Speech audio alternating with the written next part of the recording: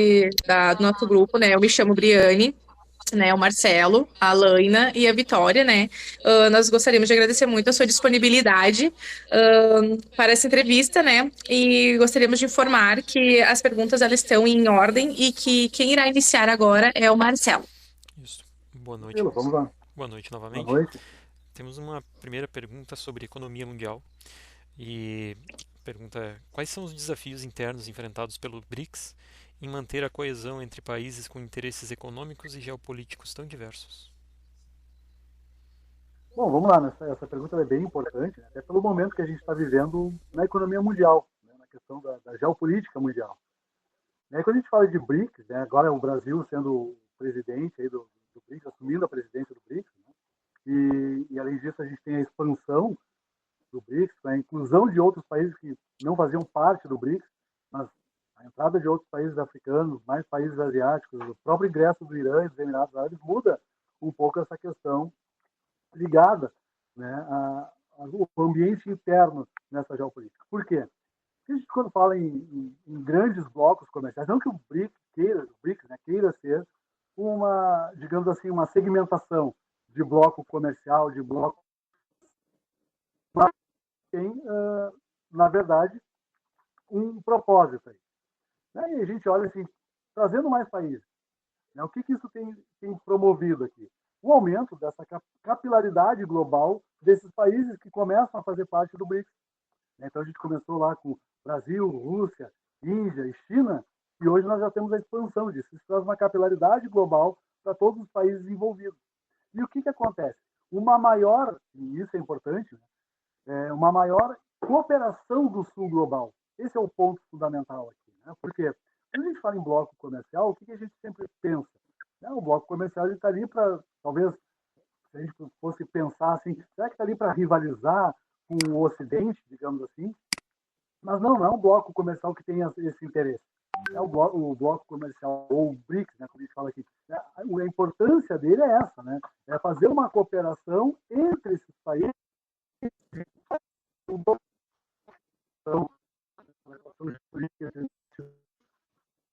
Então, uma sistemática, né, muito mais justa, né, no sentido do que vai trazer aqui para a gente, que é o âmbito social, que é isso que esse país também busca. Então, melhorar o âmbito social, né, melhorar as questões, as relações sociais desses países. E uma coisa interessante, né, que tem no BRICS, né, que é o fomento às parcerias globais. Então, esses países buscam cada vez mais fazer parcerias globais, né, entre eles e entre o bloco, inclusive, né, entre ele e outros blocos. Né, diferentemente assim, do euro, que tem lá uma união econômica, ou do Mercosul, que tem uma união aduaneira. Aqui nós temos a questão do fomento a essas parcerias globais. E aí, dentro desse processo, a gente, né, como é que eu posso dizer para vocês assim, a questão do próprio governo do Trump, é aí que eu queria chegar. Né?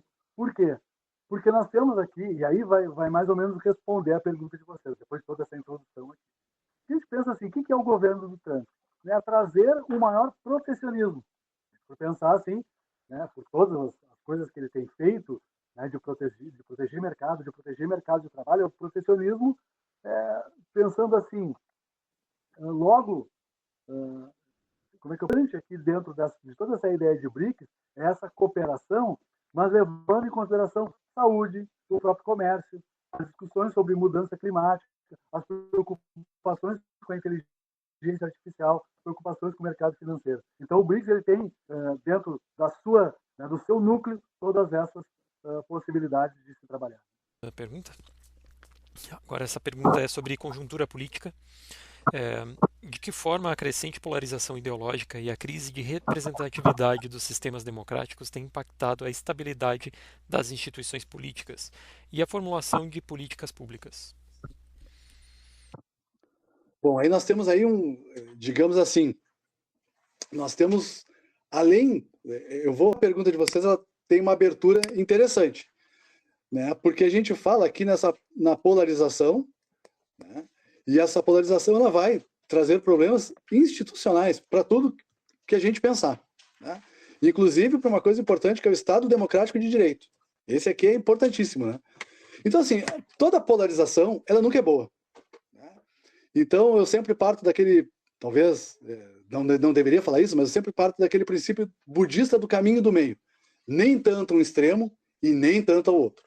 Né? E a polarização é isso. A polarização, ela leva o caminho para os extremos. E isso nunca é bom. Para a economia, é péssimo. Para vocês que vão trabalhar com negócios, é péssimo. A polarização, ela nunca é boa, por quê? Porque ela enfraquece o processo democrático, porque o processo democrático, quando ela tem polarização, ele fica enfraquecido, porque daí só existem dois lados. Então a gente começa falando na questão do Estado democrático e do direito nesse sentido. Por quê? Porque quando a gente olha para o Estado democrático, o que é? É todo mundo participando desse processo livremente. Né? Todo mundo pode participar democraticamente. E hoje, ao que me parece, falando assim um pouco... Aliás, economia, né, gente? Vocês nunca vão separar isso. Tá? Economia e política são coisas que não vão se separar. Infelizmente. Né? Elas vão andar coladas, vão andar juntas.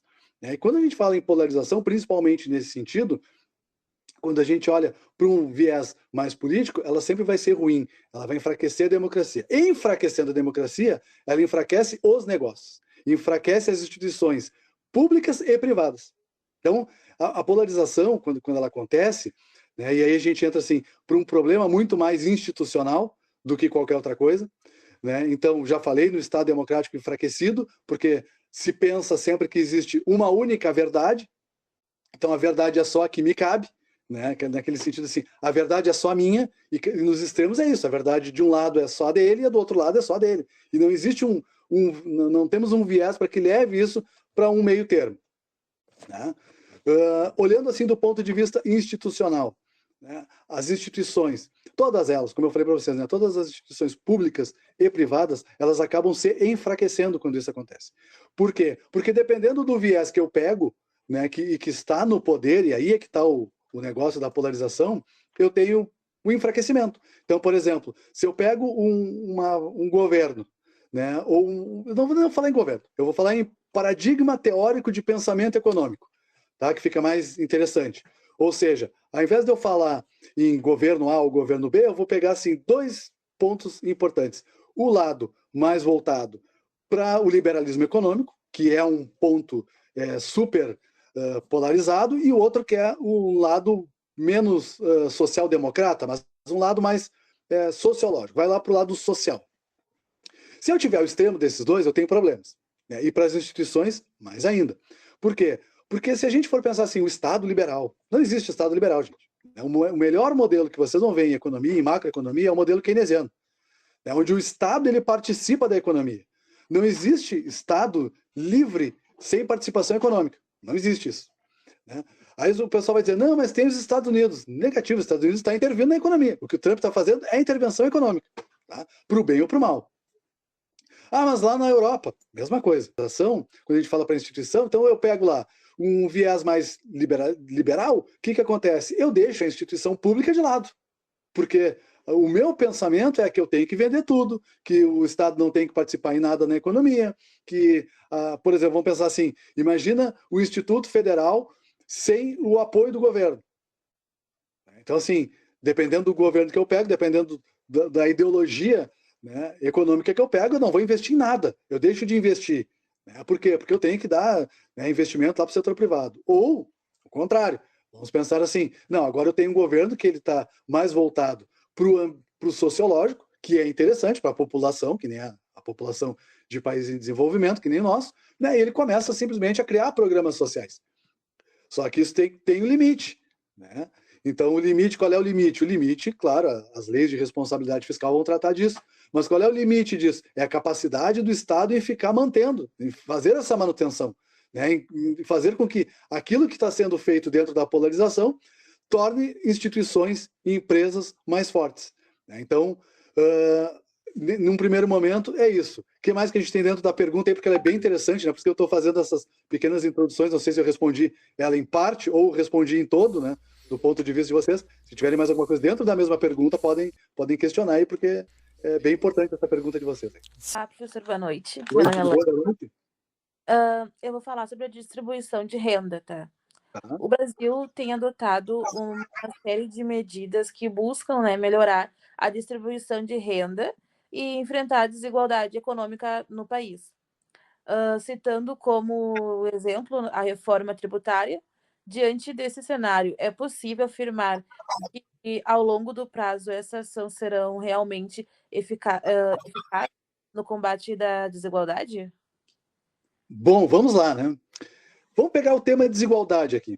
O tema desigualdade ele é muito importante porque nós temos a desigualdade de várias maneiras. Né? Até recomendo para vocês a leitura de férias, a leitura ao longo, não sei, provavelmente vocês acadêmicos devem ler bastante. Então, assim, no momento que vocês tiverem um espacinho dentro de todas as leituras que vocês fazem, eu recomendo um livrinho do Amartya Sen. O cara foi prêmio Nobel de Economia e ele fala sobre a desigualdade sobre vários aspectos.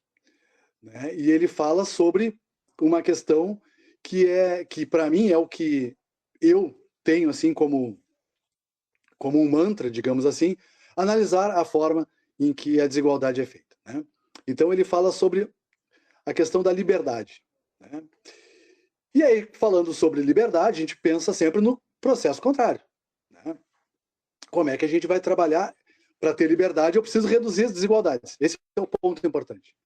Então eu só vou ter uma liberdade instrumental, né? Vocês, eu, a população só vai ou não vai ter privação de liberdade se ela tiver redução de desigualdade. Mas que tipo de desigualdade? Aí nós temos, a gente pode elencar vários tipos de desigualdade. Por exemplo, a gente fala muito na questão da desigualdade social. Mas essa desigualdade social ela parte de vários aspectos. Por exemplo, a desigualdade de renda, que é o que mais aparece. Né? Quando a gente fala em desigualdade social, a gente fala sempre em renda. Né? Mas a gente não pensa nos outros aspectos, como, por exemplo, saneamento básico, que é um aspecto importante. Né? Então, tem gente que mora em locais em que existe saneamento básico e tem outras pessoas que não têm saneamento básico. Não tem acesso à água, não tem acesso a esgoto, não tem a água tratada, né? E ao esgoto. Tem gente que tem desigualdade na questão de saúde, então uns têm plano de saúde, outros não têm. E aí vai, mas a desigualdade de renda me proporciona isso. Proporciona. A questão da saúde, falei saúde, né? Questão de desigualdade educacional. Então nós vamos ter essa desigualdade que não é só de renda. Então isso aqui é importante, né?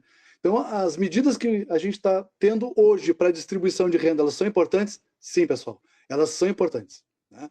Então quando a gente pensa assim, e muita gente fala as coisas sem saber, tá? Muitas pessoas falam as coisas sem saber. Tem algumas coisas que as pessoas falam, por exemplo, sobre que ajuda na questão da desigualdade de renda, que é o ponto que a gente vai falar aqui, né? Que é a questão, por exemplo, vou dar 2 exemplos para vocês aqui. A gente fala no... como é que é o nome do negócio mesmo? Auxílio reclusão, por exemplo. Mas o cara tá lá, tá preso, ele tá ganhando, tá recebendo auxílio reclusão. Não, o auxílio reclusão não é para o preso, né? O auxílio reclusão é para a família do preso. Só que ele tem uma situação importante, né? Para ele poder receber o auxílio reclusão, ele teve que em algum momento ter contribuído por um determinado prazo para a Previdência Social. Tá? Então, isso faz com que eu tenha, então o preso está lá, está preso, ele não pode trabalhar, e ele tem, né, então, digamos assim, a família dele vai estar recebendo renda enquanto ele está lá pagando a sua pena. Então aqui a gente já tem um grande processo para reduzir essas desigualdades. Né? Os próprios programas sociais. Aí tem lá o Bolsa Família, o Bolsa Escola, né? Que são instrumentos importantes, e aí aquilo que eu digo para vocês, o problema é o extremo, né? Quando a gente chega ao extremo disso. Né? Então, assim, o Bolsa Escola, o Bolsa Família, o Bolsa Gás, o Bolsa que tiver. Né? Agora tem o programa aquele para a pessoa que está estudando e permanecer estudando e não buscar uma vaga no mercado de trabalho, enfim, para botar o filho na escola. E pede minha opinião. Elas são muito importantes. Por quê? Porque elas afastam as pessoas da linha de pobreza, geram atividade econômica, faz com que a economia seja aquecida, haja contratação e geração de mais emprego. E gera mais emprego, gera mais renda para aquela economia, que aumenta o consumo, que aumenta a renda, que aumenta a contratação. Bom, reforma tributária. Aqui tem uma questão importante aqui. A reforma tributária ela vai ser capaz de melhorar essa distribuição de renda? Talvez a reforma tributária ela venha para contribuir com a redução das desigualdades regionais, que é outro problema que a gente tem aqui no Brasil.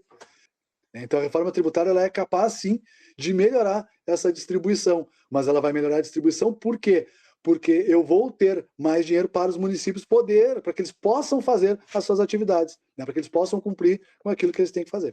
Implementando a questão das inteligências artificiais, que estão crescendo agora, né? Que não poderia ficar de fora, que parece bastante uma coisa de filme que a gente via.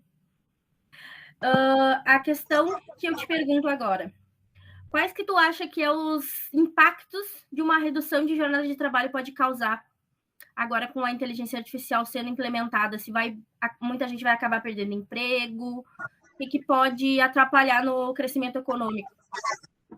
Bom, vamos lá. Inteligência artificial e redução de jornada de trabalho. Esse é um assunto aqui que daria para falar a noite toda sobre esse assunto aqui.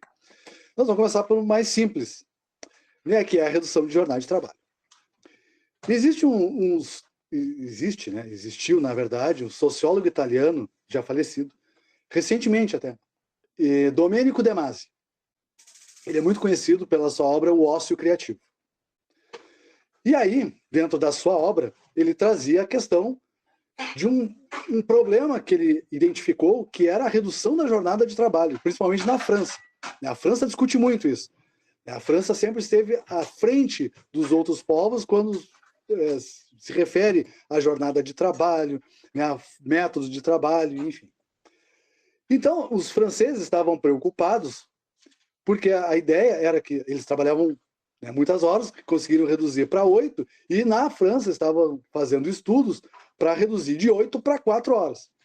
Porque isso aumentaria a mão de obra, né? Então as pessoas deixariam de trabalhar 8 horas, trabalhariam 4, e as pessoas que não teriam emprego trabalhariam nas 4 horas, aquelas restantes, que sobrariam daquelas pessoas que teriam a jornada reduzida. E a preocupação dos franceses não era a questão de como isso ia impactar a economia em termos de produtividade, porque eles estão preocupados com a qualidade de vida. Então ele traz um estudo que os franceses estavam preocupados no que eles iam fazer nas 4 horas restantes, que eles não teriam atividade. Porque isso poderia gerar um problema, né, muito mais psicológico, na verdade, do que econômico. Porque as pessoas estavam tão habituadas, ou estão tão habituadas a trabalhar 8 horas por dia, que se você tira 4 horas da jornada de trabalho delas, elas não sabem o que vão fazer nas outras 4. Isso poderia, a França estava discutindo assim, tá, mas se por acaso as pessoas ficarem depressivas, se por acaso as pessoas não tiverem outras atividades para fazer, como é que a gente vai tratar disso? Então, para vocês verem o tipo de evolução que tem a França com relação a esse assunto. Então, o Domenico De Masi, ele trabalhou muito essa questão dentro do ócio criativo, e que o ócio é extremamente importante, inclusive para a produtividade econômica. E principalmente pelos tipos de atividade. Claro que as atividades que trabalham muito mais do ponto de vista do intelecto, né? As atividades que são muito mais intensivas, aquelas que são de mão de obra, que é o cara que está lá, eu tô aqui montando um carro, estou aqui montando um motor. Ele não tem muito o que pensar, ele só tem uma fadiga, que é a fadiga, né, do corpo. E o Domênico estava falando na questão da fadiga intelectual. Mas, né, como eu digo para vocês, né, a redução de jornada de trabalho, ela torna, né, olhando para a obra do Domenico De Masi, o ócio é extremamente importante, principalmente para as atividades de criação. Você precisa parar, você precisa ter a possibilidade de pensar para que isso ocorra de forma natural, trazendo novas ideias, melhorando, né, até a questão de como produzir melhor, o que vou produzir, inovação de produto, enfim, né, todos esses aspectos são importantes. Então, nós temos, por um lado, esse estudo do Domenico De Masi. E também, né, outros estudos ligados à produtividade de vários economistas que dizem o seguinte, olha só, nós temos, inclusive se vocês estiverem na cadeira de administração da produção, por exemplo, vocês vão ver que existe um limite produtivo. A pessoa ela consegue produzir em determinados horários. Não sei se isso acontece com vocês, mas os estudos apontaram isso. Que inicia-se a jornada de trabalho, então a primeira hora, ainda ela é a primeira hora de trabalho, ela é uma hora mais lenta, mas depois que você entra no ritmo de trabalho, você tem um pico de produção, e que chega num determinado momento que tu não vai conseguir produzir mais do que isso. E aí chegou o esgotamento do processo produtivo, não vai produzir mais. Então, uma redução de jornada de trabalho traria um aumento de produtividade, porque as pessoas vão ter que produzir melhor, produzir mais, né, num curto período de tempo. E, além disso, né, permitiria que a gente tivesse, né, por exemplo, indústria, né, várias jornadas de 6 horas sem a necessidade de pagar hora extra para as pessoas, né? Então, isso traria muitos benefícios para a economia. Então, esse é meu ponto de vista. Então, jornadas menores tornam as pessoas mais produtivas, e com essas pessoas mais produtivas, será que está dando no meu celular? Com essas pessoas mais produtivas, né, fazem com que a gente tenha um ganho dentro do cenário econômico, gerando mais emprego, gerando mais renda e fazendo a roda da economia girar. Por que é importante essa redução de 6 horas, pessoal? Porque a economia, ela se baseia pelo consumo. Se as pessoas estão trabalhando, elas não estão consumindo. Esse é o primeiro ponto. Então, se eu estou lá no meu trabalho, eu trabalho das 8 às 6, por exemplo, das 8h30 às 6, das 9 às 6, sei lá, qual é o horário que eu vou trabalhar, ou das 8h30 às 5h30, os horários mais tradicionais, daquele período eu não estou consumindo nada, eu estou lá produzindo. Enquanto isso, eu tenho lá lojas abertas, eu tenho restaurantes, as pessoas teriam mais tempo para usufruir das coisas que estão disponíveis aí para a gente poder consumir e gerar mais economia.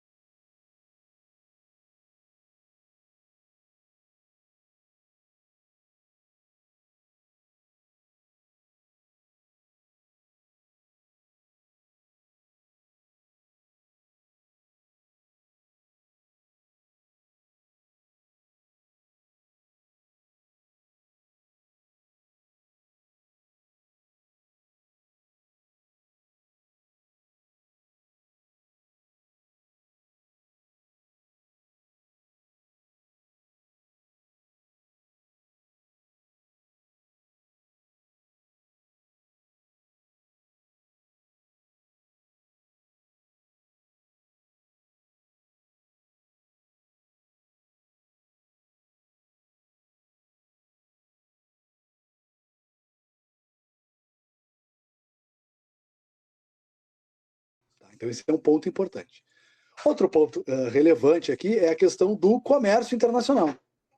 Nós temos que fazer mais comércio internacional, mas não só nessa monocultura que a gente tem, que é a monocultura da soja, a monocultura do produto agrícola. Nós precisamos diversificar a nossa industrialização. ou o nosso parque produtivo, como a gente queira chamar. Então, esse é um ponto importantíssimo aqui para a gente discutir. Né? Quando a gente fala na questão de entraves, nós temos outros impactos. Por exemplo, a educação é um entrave gigantesco que não permite com que eu tenha crescimento econômico. Esse é um deles. A gente falou há um pouco tempo atrás sobre educação. Educação é o principal deles. Por quê? Porque eu não formo o pensador, eu formo o executor. Muitas vezes eu estou formando o cara para ser mão de obra. E eu quero gente para pensar, para criar, para fazer coisa nova. Diante dos desafios econômicos atuais, como você avalia a eficácia dos sistemas de metas de inflação, tendo a taxa de juros como o principal instrumento política monetária? Ela ainda é o melhor mecanismo para garantir a estabilidade de preços ou precisamos repensar essa abordagem? Bom, essa aqui é a pergunta que todo economista gosta de responder, porque toda pergunta que o economista gosta de responder é depende. E eu não tinha falado depende nenhuma vez ainda. Né? Talvez o professor de vocês, quando vocês fazem as perguntas para ele, vai falar depende. Né? Eu não tinha falado depende ainda, já saí respondendo, mas essa aqui é o maior depende de todos. Por quê, gente? Porque a taxa de juros, sim, ela é o maior instrumento para a regulação de política monetária.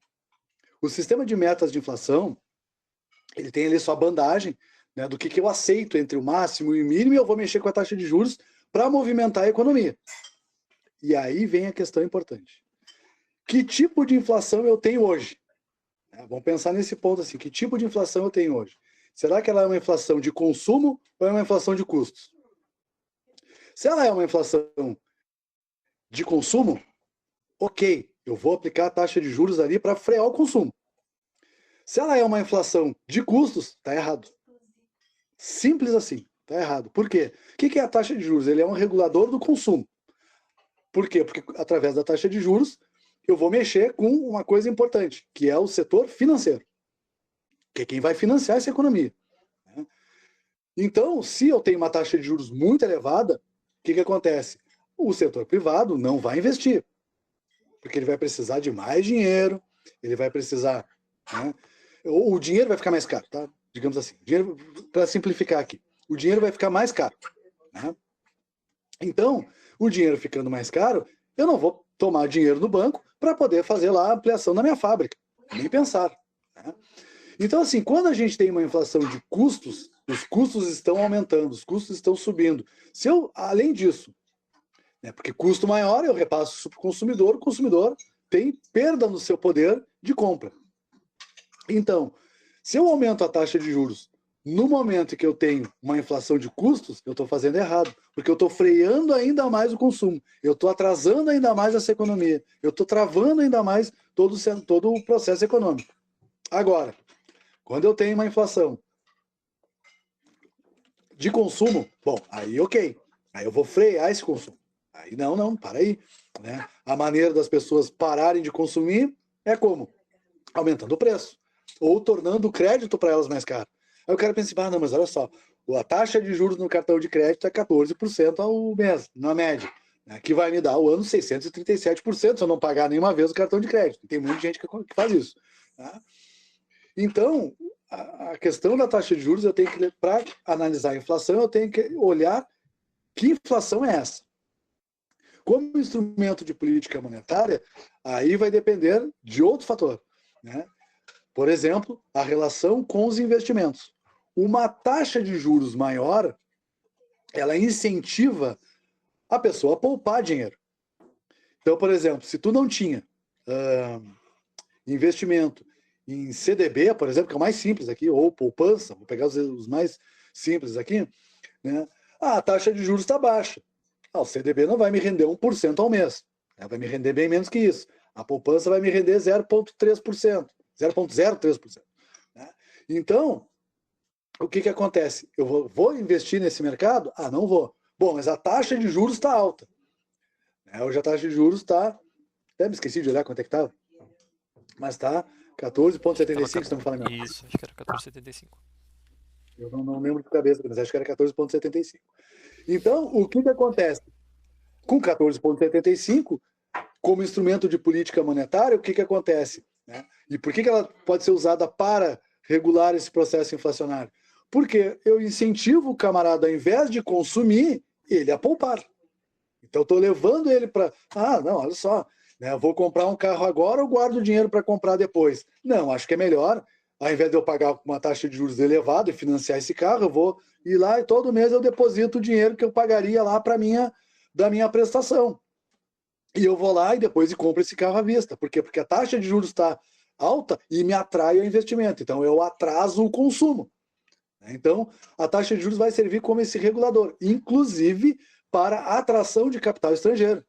Por quê? Porque o Brasil ele é um país com risco elevado para o investidor estrangeiro, que vem aqui para o capital especulativo. Não estou falando de investimento estrangeiro direto. Estou falando do cara que vem aqui especular em bolsa ou especular contra a moeda. Então, se eu tenho uma taxa de juros mais alta e eu sou investidor, sou especulador, eu olho assim, bom, os Estados Unidos está me pagando aqui 0,1%, vamos pensar, 0,5%. Tá? Mas o retorno é pouco. Mas o Brasil me paga 14,75%. Bom, tem o risco? Tem. Mas entre eu ganhar 0,5% aqui nessa economia, né, eu vou dar uma diversificada, vou tirar um pouco do meu capital que está aqui e vou levar para o Brasil. E aí, claro, aí trazendo dinheiro para cá, entram dólares, alivia um pouquinho a pressão sobre a taxa de câmbio, e aí a taxa de câmbio fica mais estabilizada, não chega lá para o patamar perto dos R$6, ela diminui, porque eu vou ter mais dólares aqui disponíveis. A relação entre o investimento público e o investimento privado é complexa e pode variar dependendo das circunstâncias e das políticas implementadas. Em geral, na sua opinião, o aumento do investimento público pode complementar ou competir com o investimento privado? Bom, vamos lá, né? O investimento público, ele jamais vai competir com o investimento privado. Por quê? Porque o investimento privado, ele só vai na boa. Não vai na ruim. E não tem nada errado nisso. Né? O investimento público, por que eu digo isso? Porque o Estado, ele tem alguns deveres fundamentais, né, que estão lá positivados na nossa Constituição Federal. Então, o que acontece? Ele precisa investir. Precisa investir em saúde, precisa investir em educação, precisa investir em construção de estradas, precisa investir, né, e vale aqui infraestrutura, que envolve telefonia, que envolve energia elétrica, que envolve uma série de fatores para o país poder andar. Já o investimento privado, ele só vai acontecer se essa economia estiver bem. Ou seja, o investimento público ele vai acontecer com a economia mal ou com a economia voando. E o investimento privado não vai fazer isso. Por quê? Porque o investimento privado ele depende muito de uma questão que a gente já discutiu aqui, que é o consumo. Porque se as pessoas não consomem, nós vamos pensar aqui, por que hoje está chegando aqui um monte de indústria de carro elétrico? Porque as pessoas querem consumir carro elétrico. Se não tivesse consumo de carro elétrico, né, as pessoas não iam, né, as empresas não haveria investimento privado para isso. Né? Então, o investimento privado ele tem um objetivo, que é gerar mais lucro para o capitalista. Ponto. E não, como eu sempre digo, não tem nada de errado nisso. Em economia não existe certo e errado. Tá? Existe lá, claro, como eu falei para vocês, os paradigmas dos pensamentos teóricos. Cada um deles vai ter a sua razão de existir. Então, como não existe certo e errado na economia, então assim, o setor privado está certo, o setor público está certo também. Só que no setor privado a gente depende muito do consumo, a gente depende muito de como essa economia está crescendo. Se a economia não cresce, não tem por que investir. Então eu só vou ter investimento privado à medida que a economia cresce. E claro que para o investimento privado, né, existe sempre aquele risco, né, do dinheiro que eu estou investindo não retornar. Então isso é muito preocupante. E claro que para o investimento, e às vezes até pode acontecer investimento privado, não pensando em mercado interno, mas pensando no mercado externo. E a gente tem que começar a pensar nisso também. Os modelos mais voltados aqui, por exemplo, Uruguai, que é uma entrada, né, de produtos de outros países para invadir o Mercosul, porque lá nós temos as questões aduaneiras, né? Uma fronteira aduaneira muito livre. Então os produtos tendem a entrar para o Uruguai, é nacionalizado e depois ele é distribuído aqui para a América do Sul. Então, o investimento privado ele vai estar muito mais voltado a essa questão de como está a economia. Tá? Então, eles nunca vão ser iguais, nem vão ser parecidos. Né? Então, às vezes, o investimento público está acontecendo e o setor privado está ali esperando. Pode acontecer, e é raro, mas pode acontecer, né, do investimento privado acontecer sem a necessidade do investimento público, ou sem que haja investimento público. Né? O setor privado olha assim, bom, olha só, aqui nós temos um potencial. Né? Vou dar um exemplo. Fusões e aquisições bancárias, nos anos 90. Né? Aconteceu um monte de empresas, né, vindo aqui, Santander, por exemplo, não sei se pode falar a marca aqui, mas agora falei, né? Então o Santander vindo aqui comprando outros bancos. Pensando no quê? No mercado. Esse é um tipo de investimento privado. E aí a gente tem dois tipos de investimento, né? Investimento em portfólio, que eu compro lá as ações da empresa, ou o investimento estrangeiro direto, que é investimento físico, aquilo que eu posso tocar, que eu vou montar uma fábrica de veículo elétrico lá em Minas Gerais. Então, são questões diferentes, né? Mas não vão acontecer na mesma proporção, não.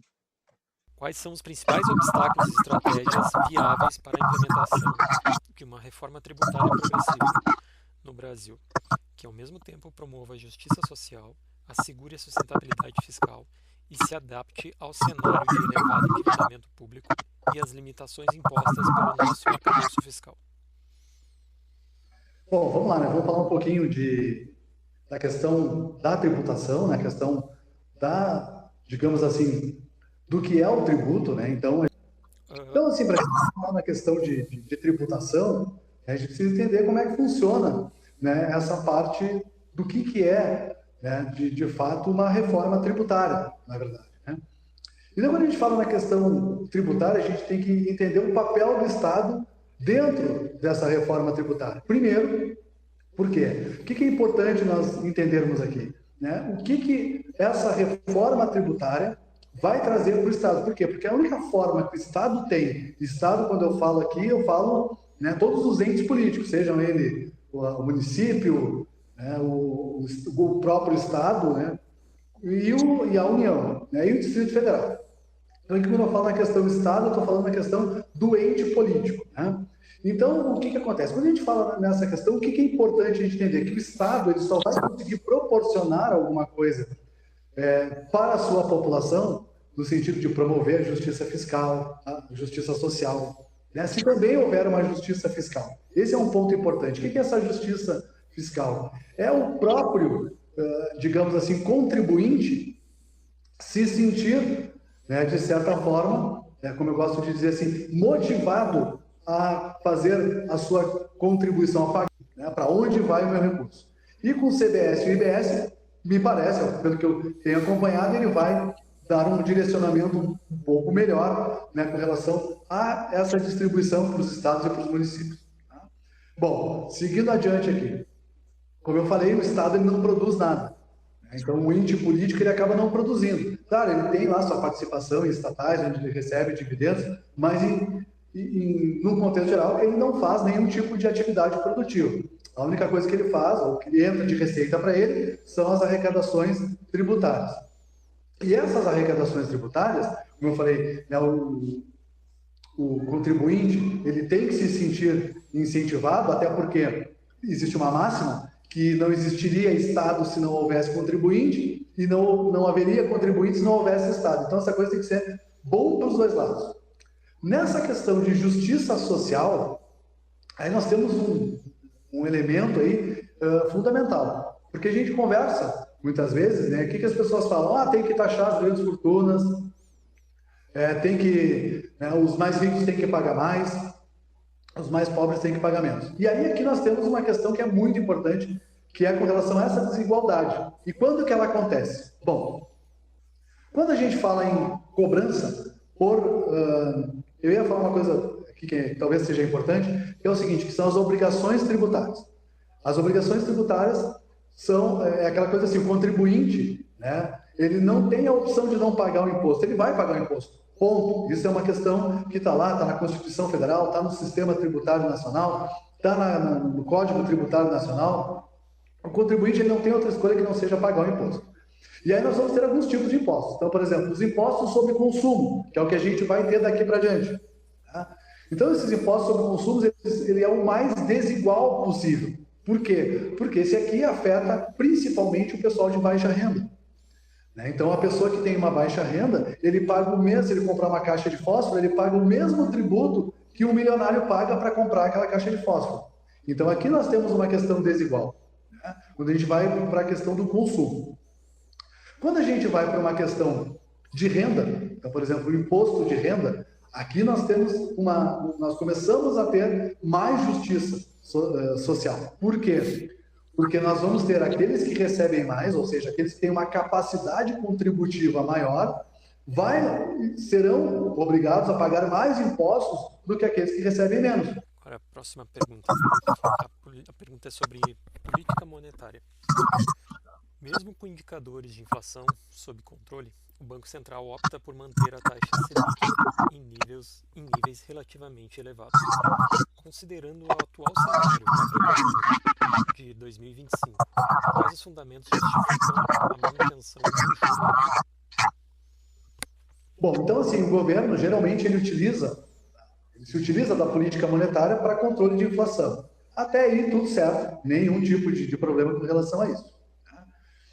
E a taxa de juros é o principal instrumento para retirar moeda de circulação do mercado, porque, vamos pensar assim, se a taxa de juros está alta, eu que tenho, ou as pessoas, né, eu falo eu aqui mas no sentido, né, do coletivo, né, o coletivo de pessoas que vão lá e tem lá um dinheiro sobrando, o que eles vão fazer? Eu posso gastar esse dinheiro ou eu posso fazer investimento, seja ele no investimento que for, no mais básico possível, como CDB, né, até os mais complexos, né, opções, né, os que falam sobre o mercado de ações.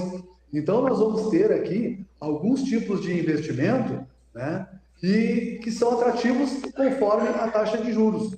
Então, se eu tenho uma taxa de juros elevada, para controlar a inflação, eu tenho que saber que tipo de inflação é essa. Então, por exemplo, essa política monetária de aumentar a taxa de juros, ela só é eficiente e eficaz se nós tivéssemos uma inflação de demanda. Está todo mundo consumindo produto, está todo mundo indo atrás de produto, então eu preciso frear essa economia para que os preços não aumentem mais, vou aumentar a minha taxa de juros. Ou, por exemplo, no mercado que nem hoje nós estamos. A gente conversou outro dia, disse, bom, talvez o que a gente fale hoje, amanhã não sirva para mais nada porque o mercado muda. E foi o que aconteceu, né? O mercado mudou. Por que mudou? Porque antes nós tínhamos uma guerra.